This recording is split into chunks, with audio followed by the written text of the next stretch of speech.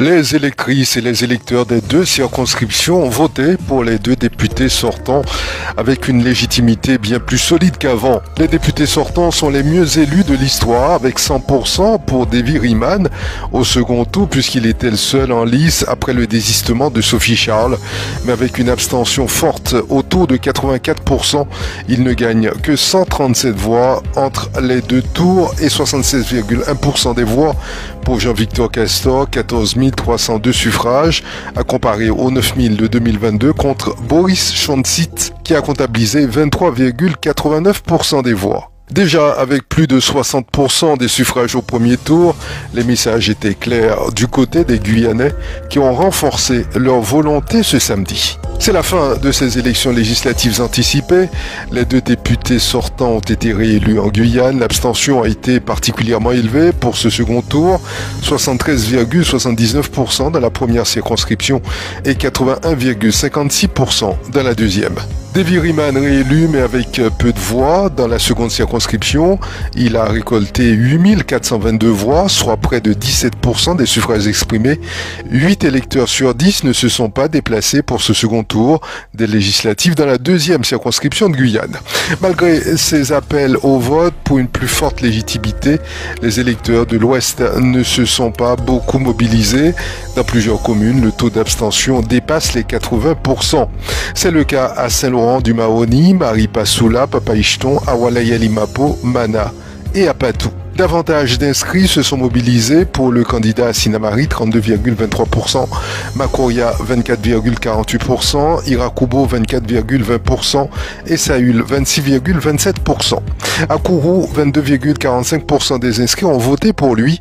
L'abstention y a fortement augmenté, passant de 63% à 75% dans le fief de Davy Riemann. Notons qu'à Saint-Élie, un électeur sur deux s'est déplacé, 49% aux urnes, mais nombre d'habitants ont voté blanc, 14 contre 11 voix pour Davy Riemann. Deuxième élément du binôme promu par les députés, Jean-Victor Castor signe lui aussi pour un second mandat à l'Assemblée nationale.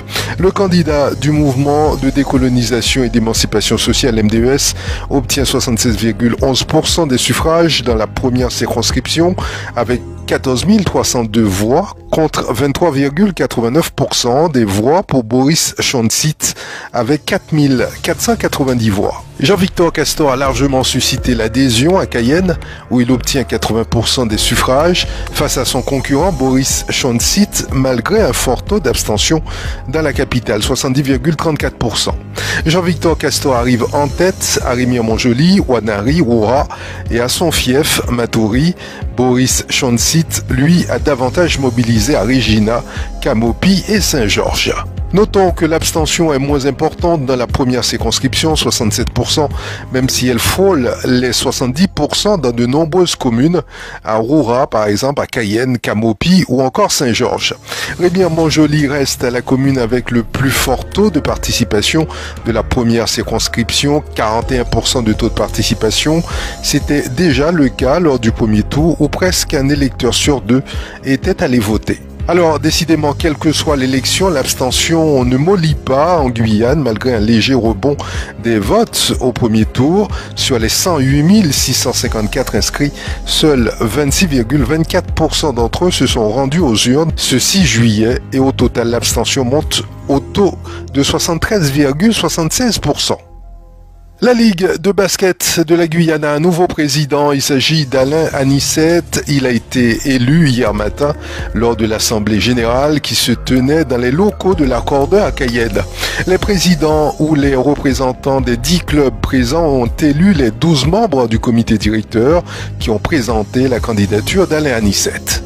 Ce dernier succède à Roland Darnal qui a effectué 2 mandats successifs, 2024 étant une année olympique. Tous les présidents de ligue sont renouvelés. Alain Anicette, élu pour 4 ans, était jusqu'alors le premier vice-président de la Ligue de basket et président du sport guyanais.